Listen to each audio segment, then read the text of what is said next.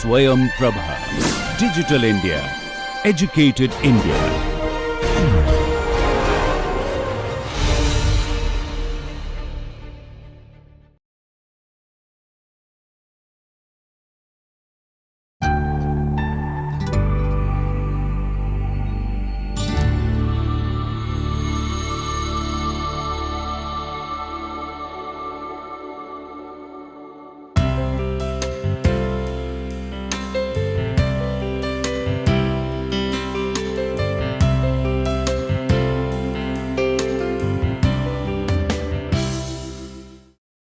Good morning and welcome back to the lecture series on Partition of India in print media and cinema. So, we are talking about the accounts of the survivor in the context of Jyotirmoyi Devi's novel Epar Ganga Opar Ganga, translated to English as The River Churning.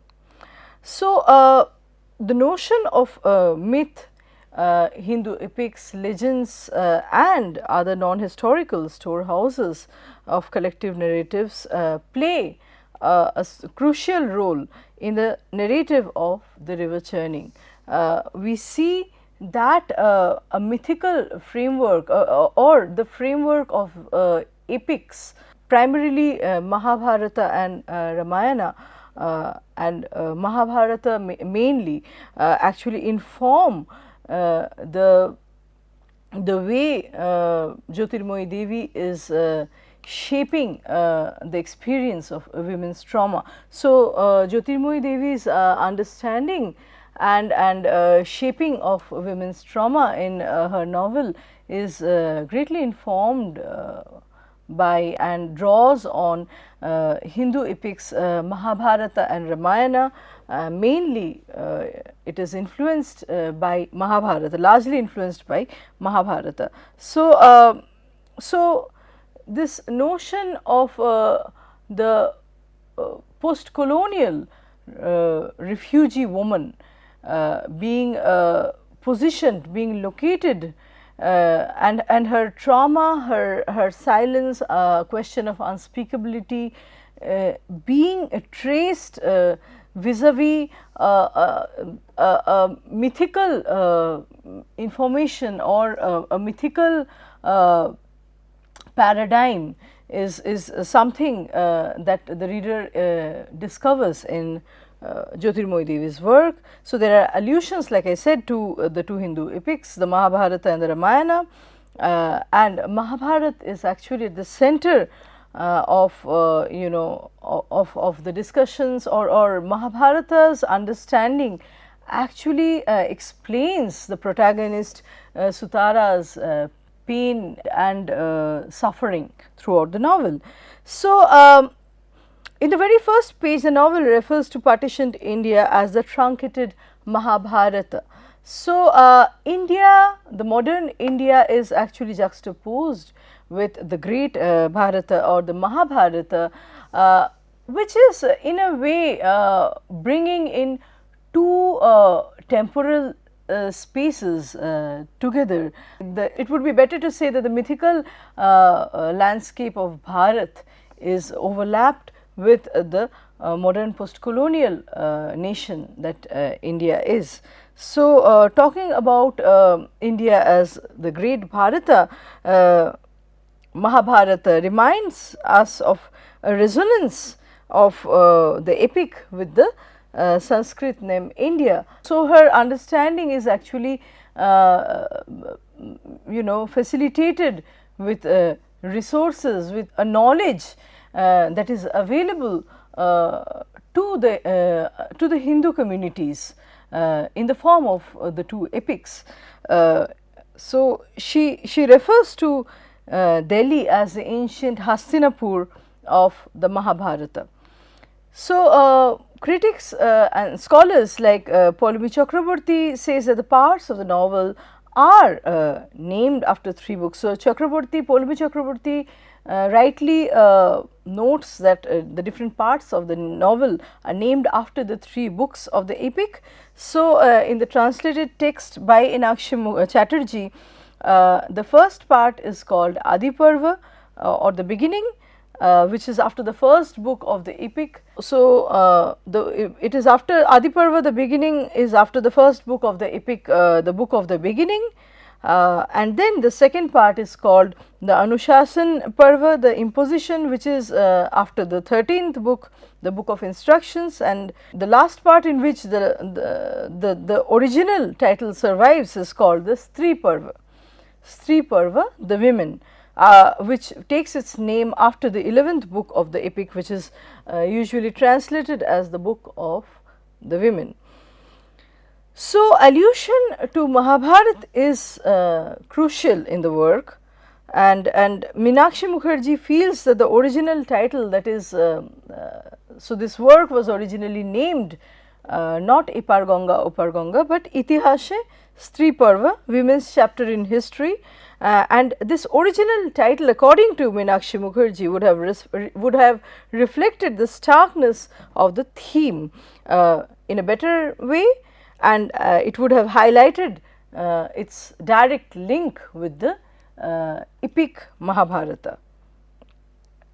So, we see here, I mean, very briefly speaking, a kind of juxtaposition being made between history, the idea of history formation, which is a Western idea, a kind of recording of facts, formal, objective observation and documentation of facts. So, history, formal, objective recording and documentation of facts is juxtaposed with itihas. Itihas is an indigenous, its origin is in, the term's origin is in Sanskrit, and it means, itihas means thus was a tradition. So, in a way there is a suggestion that women's experience cannot be accommodated and contained by the formal production of or formation of historiography. It needs an alternative space in order to record the women's voice, or even the lack thereof, the lacuna or the absence of the women's voice. So, there is a constant reference to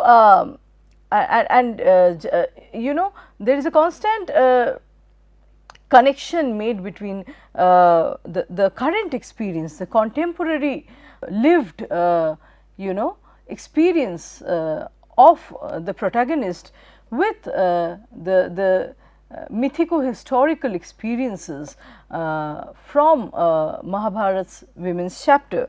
So, narrative is full of allusions of Hindu mythic women who were violated in different ways, and who never their violence, their suppressed, oppressed status were never redressed within an essentially patriarchal understanding of justice. So, critics note protagonist Sutara's name is evocative of Tara. Tara was the queen of Kiskinda and Bali's wife in Ramayana, and she was given to Bali's younger brother Sugriv after being widowed, and this was a decision taken by Rama. So, we see that Sutara is named after a woman who had two husbands in her life, and it was not a choice made by her, it was imposed from above by Lord Rama to her. So, and yet the character Tara is actually one of the five, she is considered as one of the five ideal women, the Pativratas, who has been loyal to her husband and has actually fulfilled her role, perfectly as a wife. In Hindu mythology, there are several characters with the name of Tara, but the most likely source for Sutara's name could be, like I said, Bali's queen Tara in Ramayana, or it could be in the name of Brihaspati's wife by the same name Tara. So, Brihaspati's wife's name is also Tara, and she was abducted and raped by the moon. We see there are different references also made to Draupadi of Mahabharata, and also several references made to several allusions made to Sita of Ramayana. So, in spite of these women's mythical and almost a superhuman status, despite these women's divine births and suprahuman status, we know that all these mythic women cited in the story by Jyotirmoyi Devi, there is a common experience that binds all these mythic women that are being cited by Devi. It is the experience of humiliation, of being wronged and violated. So, compositely they become a prototype of the collective wrong done to the women, and this is the repository, this is the mythical knowledge of the Indic land taken from another time and space, being juxtaposed with the situation, the current situation that the refugee women experience, that the sufferings that the refugee women go through, their afflictions. So, Cynthia Leonard comments that although Draupadi as well as Sita is one of the 5 Pativratas, the fact that she is married to 5 men puts her in a comparative disadvantage, despite the justification given in the Mahabharata for her multiple marriage. So, basically what Leonard says, if paraphrased, would be that Sita is easily, there is a better justification to understand Sita as pure.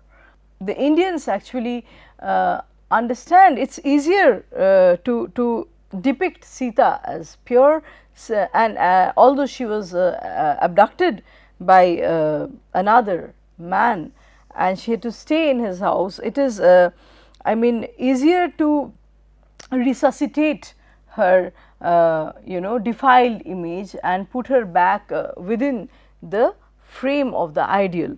However, it is more difficult in the case of Draupadi, because she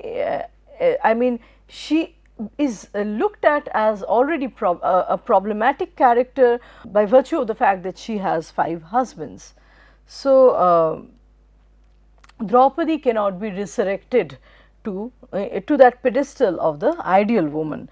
It's a reader has to be, what Leonard says is that the reader has to be more trained in order to read, to see Draupadi, a pure woman, to see Draupadi as a woman whose reputation is not already tarnished because she has 5 husbands.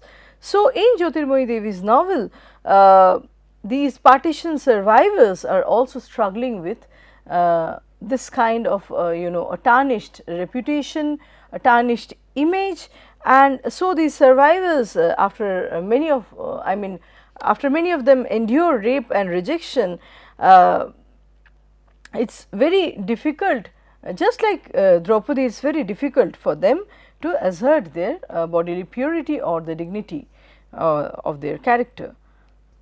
So, Debali Mukherjee Leonard says that Jyotirmoyi Devi situates Tara within the nation, woman as nation paradigm, but in her writings the fallen woman is a symbolic representation of the nation.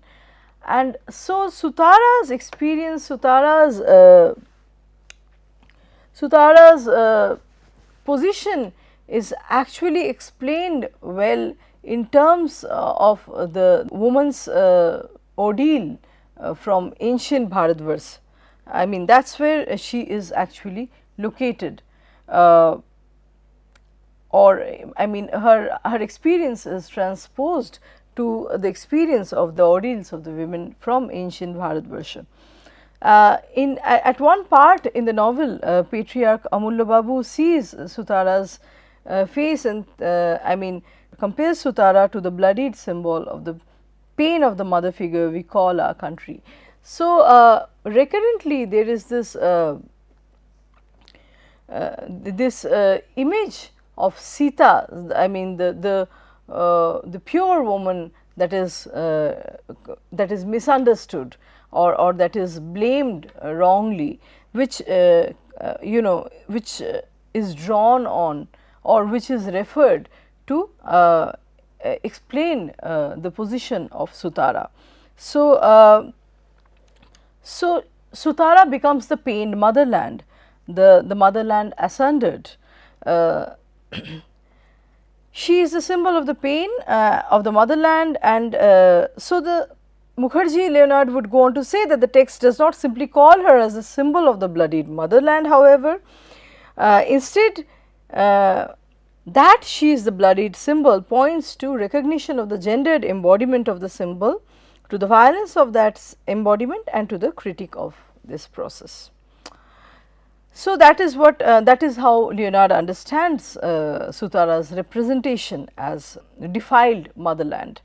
So, the question of women's independence comes up in terms of paid labor and of the financial independence of women of a certain class, but it runs into a broader context of liberation itself. So, we could look into Virginia Woolf's A Room of One's Own. It would be a reference point to understand the case of Sutara. So, the echo of Virginia Woolf's A Room of One's Own is present in the novel, in Jyotirmoyi Devi's novel. So, Sutara's financial independence and yet her exile from her community rings against the question of a broader political freedom, and yet the lack of this freedom, the limitations of this freedom within the wider context of patriarchy and patriarchal schemings. So, a critic like Shubharanjan Dasgupta would say that Epar Ganga Opar Ganga is indispensable for the present moment, like other classics on partition, and he is referring to plays and films by Ritik Ghatak, novels of Amrita Pritam and Bhisham Sahani, and short stories by Rajendra Singh Bedi, Saadat Hasan Manto, and he is actually placing Devi's novel within this opus. Some of these most important or seminal works on partition, which prompt us to recall the past and provoke us to link the past with our turbulent present. So, Dasgupta would say that as we reflect over what we read, we realize that the adamant virus is still within us. Based on the we-they opposition, the psyche of partition still stalks and assaults. In our fight against this enemy within us, Jyotirmoyi Devi is an unerring guide. So, there could be certain critical, I mean, the novel could actually be reread or revisited through a certain critical perspective, where Jyotirmoyi Devi is actually treating Sutara as a stock figure of the refugee working woman, and she is in a way of depicting Sutara as the pained motherland, the asunder motherland. She is reifying the gendered roles that have been celebrated and timelessly glorified, and that form a major subtext in the nationalist discourse, in the mainstream nationalist discourse, where we have already talked about the position of the females in the Congress, in the Indian National Congress, and how they would play an inspirational rather than a substantive role. They would, so if the men, the Swadeshis would go to the prisons, they would be, I mean, when upon their return, upon the Swadeshis return from the prisons, the INC women would welcome them back and perform certain rituals that had Hindu colorings in them. So with an aarti, with a lamp, with a wick and incense sticks. They would welcome the prisoner, the Swadeshi, back, and so the gendered division or the gendered roles and women's position within this discourse of patriotism was, I mean, it was defined and it was limited to, I mean, and it actually echoed her roles within the domesticity. And we see that Jyotirmoyi Devi is not really critiquing that. So, throughout the novel, Sutara is an emancipated woman. She actually earns her education and she goes on to become a lecturer, and yet there is a vacuum in her life which has its, and this lacuna or this pathos has its origin in a kind of it's a bourgeois lamentation, a lamentation that has its origin in bourgeois ideals. So, because her life became a kind of wayward or a distraction from the imagined ideal, is there a kind of trauma or a kind of underlying pain informing the entire narrative, which she cannot I mean, which she cannot overcome. It is only overcome in the end with her marriage with Pramod. After her, it is overcome in the end after she is engaged with Pramod. In a way, Pramod proposes her marriage, and so we understand that she can actually re-own, she can reclaim her membership within the bourgeoisdom and or the bourgeois cosmos, and that actually tends to take away the pain. It's reactionary in a way if we read the story, if we read the narrative from this point of view. So, subjected to the same conditions of sexual abuse as in the case of innumerable refugee women of partition, one can understand that caste and class identities of a woman can actually create different different registers of different registers of survival experience. So, they can make one woman irremediably, it can make one woman irremediably a prey, whereas another, a victim, turned into an agent. So, Sutara belongs to, she is inherently from an upper class Bhadra social standing, and there is a complicity, we understand, between the class and caste in a Bhadra society, which further worsens a woman's experience as a pariah refugee girl.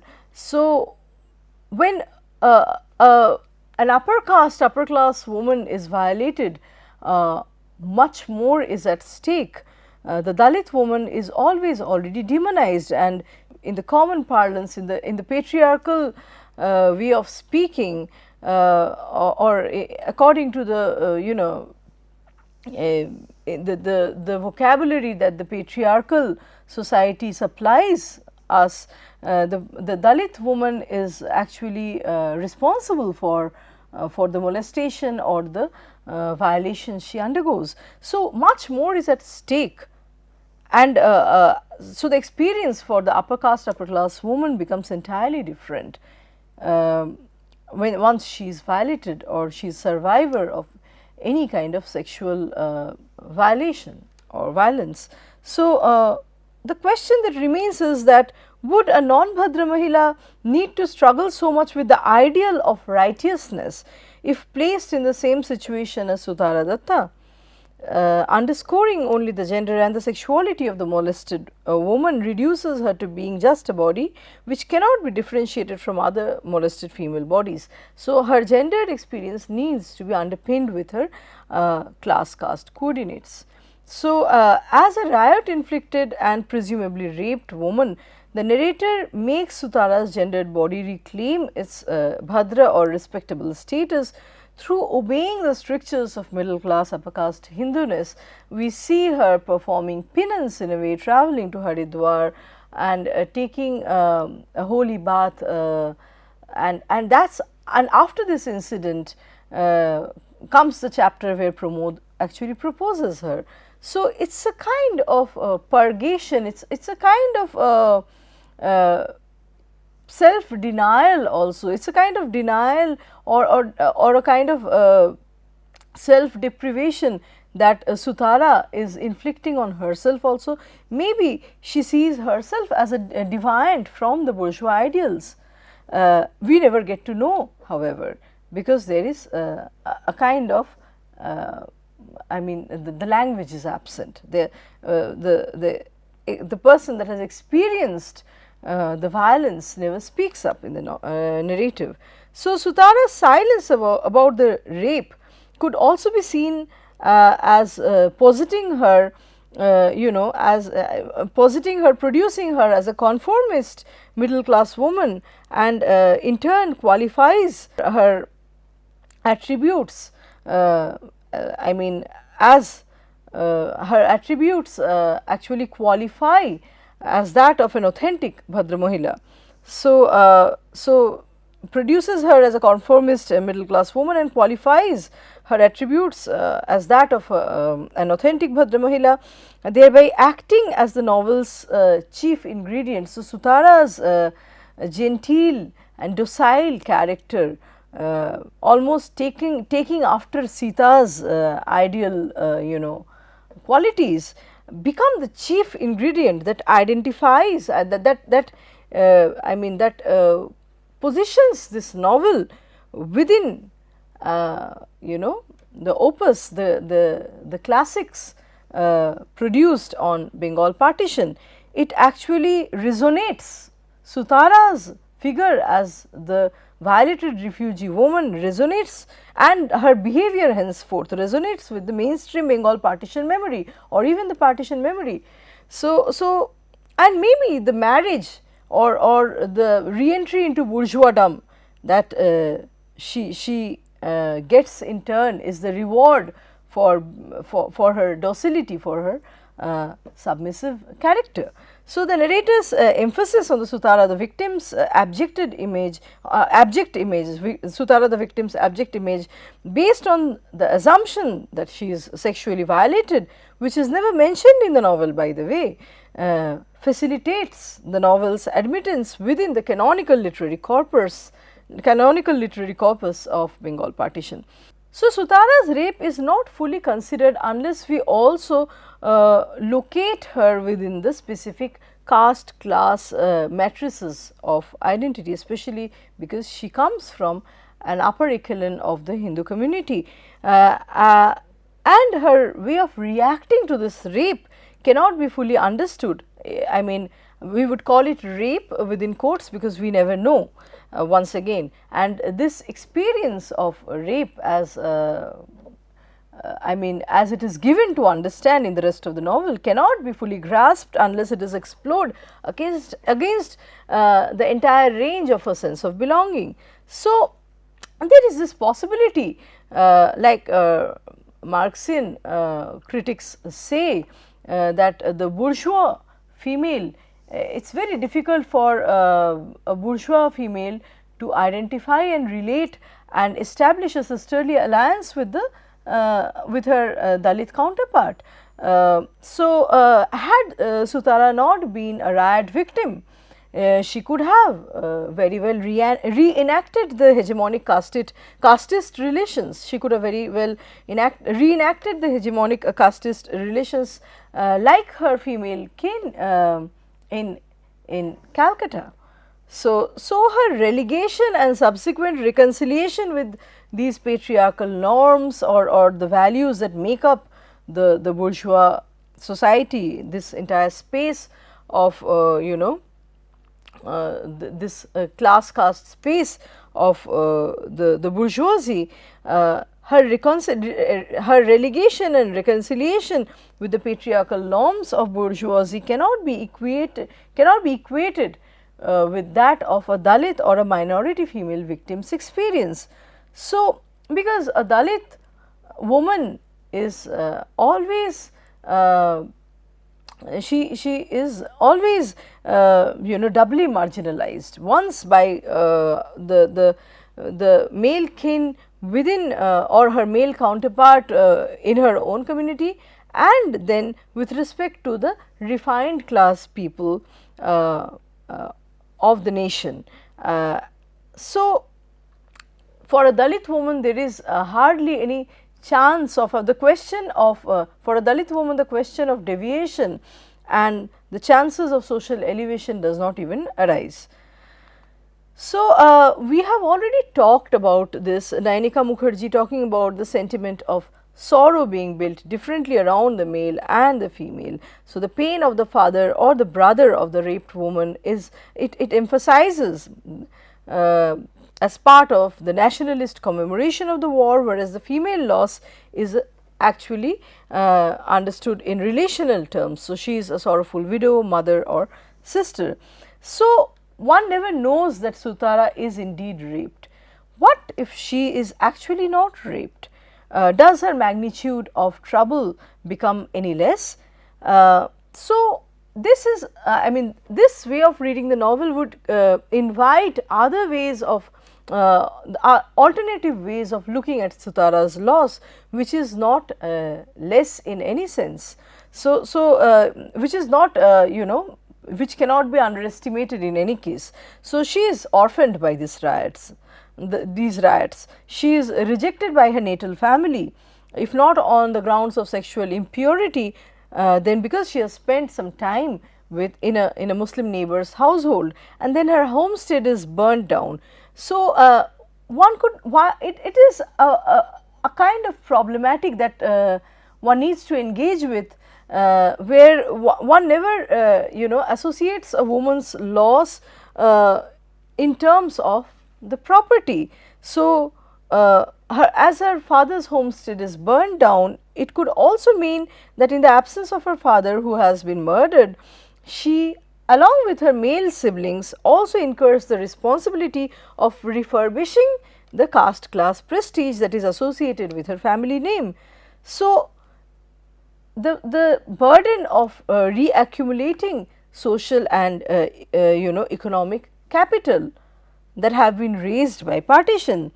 And so, Sutara is not only embalming her wounded femininity, it is important to understand that she is a woman like her, many a times positioned in her circumstances. Her situation is also grappling to rebuild on her middle class upper caste facilities, which have been taken away by the partition in the first place. So, delimiting Sutara's refugee experience to her gender in a way ignores her caste position, and we understand that by doing so we ascribe castes as a male phenomenon. So, we understand that caste is a male formulation and a woman is an extension of the male's identity. A woman does not a woman cannot even own her own class and caste. She has only her gender to own and narrate. So, this approach of only looking at Sutara in terms of a gender reserves the class and caste based agency only for the males, such that the likelihood of caste and class based setbacks can only be associated with the masculine notion of defeat, loss and nostalgia.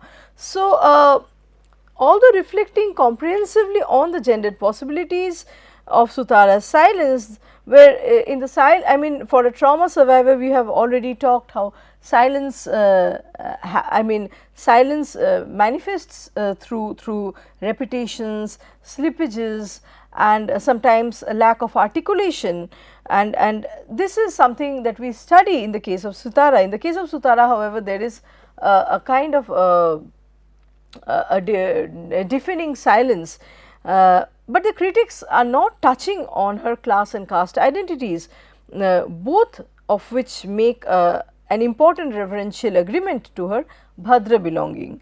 So, as there is an ambiguous chapter in this, as they read this silence, in the ambiguous chapter of riot through imposing in a way the interpretation of rape, there is no scope of treating Sutara outside of the gendered violation. So, we look at, I mean, when we talk about the situation in Sutara's village in Noakhali at the time of riot, one would see that there is a class caste situation. The class and caste based divisions in Sutara's native village is actually mentioned in the novel at the beginning, and these discrepancies take up an extreme form, and they pick up along communal lines during partition. So, what is understood as the peaceable and the normal picture of the village is actually a perpetual condition of socio-economic exploitation by the upper caste Hindus, on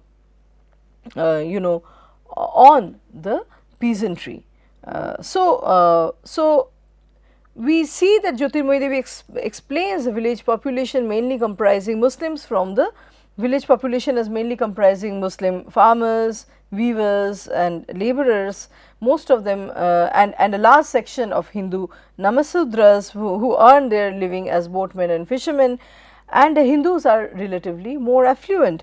So, inequality is naturalized and it is instituted as a divine order, and that is the classic picture of a pristine and idyllic village.